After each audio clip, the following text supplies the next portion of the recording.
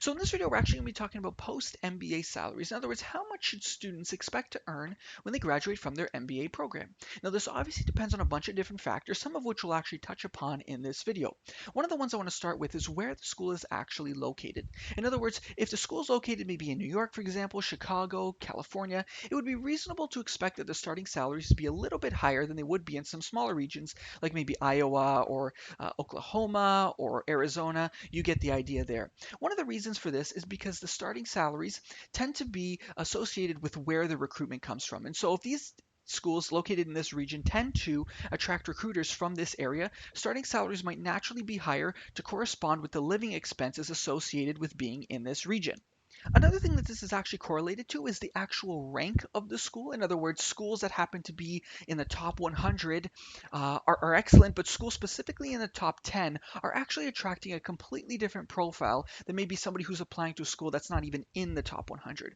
This is for a number of different reasons, but one of the ones we can outline now is somebody applying to an Ivy League school or a school that ranks similarly to an Ivy League school is probably coming from a background where they have a very, very strong GPA, strong um, standardized test scores, very high performer at their work, whether they're an individual contributor or in a lead position, might even have been in the director track. They typically do have quite a few years of experience under their belt, as compared to somebody who might be applying to a smaller regional school who doesn't necessarily place as much emphasis on the work experience component, so who might be earlier in their career. So for this reason, it's very hard to compare the two because they're coming out of their programs with a similar level of education at the graduate level, but at completely different stages in their career. And so, because of this, I'd really love to see these MBA salary reports really include a range of what the pre MBA salaries were. Obviously, the MBA ROI lately has been something that's very, very important just because a lot of people have questioned whether or not it's still a viable degree. A lot of people have compared the ROI on an MBA now as compared to what it was 10 to 15 years ago. And even the highest ranking MBAs have a much longer ROI period as compared to what they did 15, 20 years ago. And so for this reason, it'd be really helpful to see, for example, somebody who might be a computer scientist who's applying to Stanford, for example, who might have had a pre-MBA salary of 95,000 before they entered the program. It'd be reasonable to expect them to get an increase after their MBA salary report, but it would be unfair to compare that candidate to somebody who has way less work experience, comes from a completely different educational background, and just has completely different needs for their MBA program as well. So this is something that would be very, very important to be included in the salary reports. I'd also love to see the breakdown of what the salary ranges are for people going into different industries. So, for example, somebody might be looking at a school. The school might be ranked anywhere between 20th to 40th. Let's just, for the sake of this video, say that the starting salary, the average is 120, for example. What you'll notice if you look at the salary reports for any of the top 150 schools, you tend to find that the higher salaries tend to go to candidates who are going to consulting, finance, and technology in most cases. There's obviously exceptions to this, but this is what you can probably gather if you look at most of those salary reports. Now, one of the interesting things to note is that you'll find that the more candidates these schools can send to those industries, the higher the starting salaries tend to be. Obviously, this is based also on the number of years of work experience they have. In a lot of cases, a lot of candidates have already come from this industry. Perhaps they're going back to a similar company. And so these are all other factors to consider as well. But it would be very disingenuous to somebody who's going into the program, for example, who has the intention of going into marketing or HR. They have no intentions at all of going to consulting or investment banking or technology. So they might be looking at this 120 and they might be trying to factor in their personal ROI, assuming that they're going to make the 120 when they graduate, whereas they might happen to fall in a specific area of the business that just doesn't generate nearly as much that they're going to need in order to make that degree viable for them.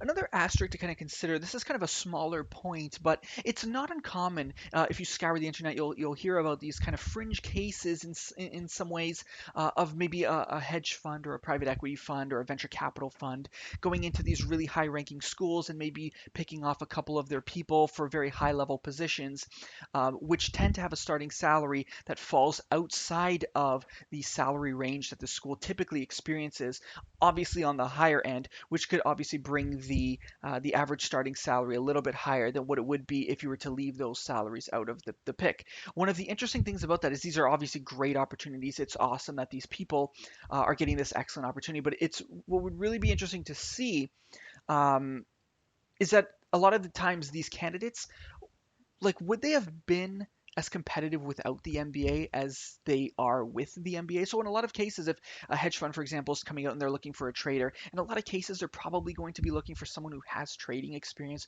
who probably scored very, very well on their standardized test scores, who probably came from a very strong undergraduate program, just a strong candidate anyways. And maybe they would have been competitive for it anyways. It's possible that the MBA program provided them with the knowledge body that made them even more competitive, or maybe even just provided them with the networking opportunities in order to be able to secure that position that maybe they would have been qualified for anyways, but just really kind of solidified that position for them. So the reason to consider that as well too is because sometimes you'll really look at the salary ranges, and it actually ranges quite vastly for a lot of these programs. And so it's important to have a very, very realistic understanding of what position are you targeting, what industry are you targeting when you graduate, what can you expect out of that industry, so that you're not just looking at the averages and expecting that you're going to get somewhere around that average, because depending on what your background is and where you're looking, it's not always going to line up that way.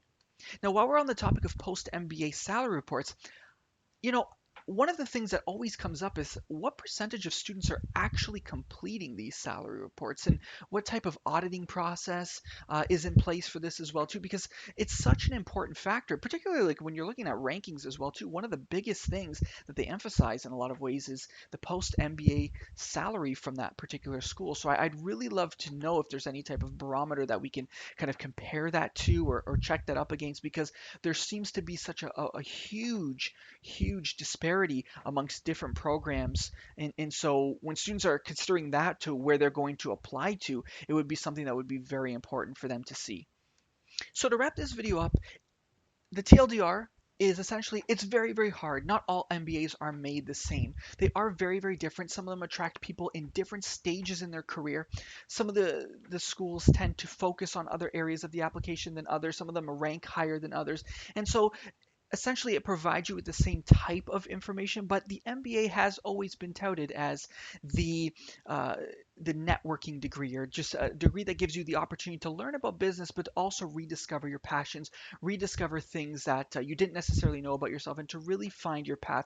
And so a lot uh, of people should really consider what MBA fits best for them, not necessarily looking at all of the averages, but looking at the disparity amongst the averages, doing as much research as you can, calling up as many schools and just asking questions, talking to alumni, and to really have an understanding of where you want to go after your MBA, so that it'll help you narrow down in the salary reports which specific aspects of it are actually applicable to you. So that's it for this video. If you have any questions, please feel free to leave it in the comment section below. Make sure to stay tuned for future videos. And as always, thanks again for watching.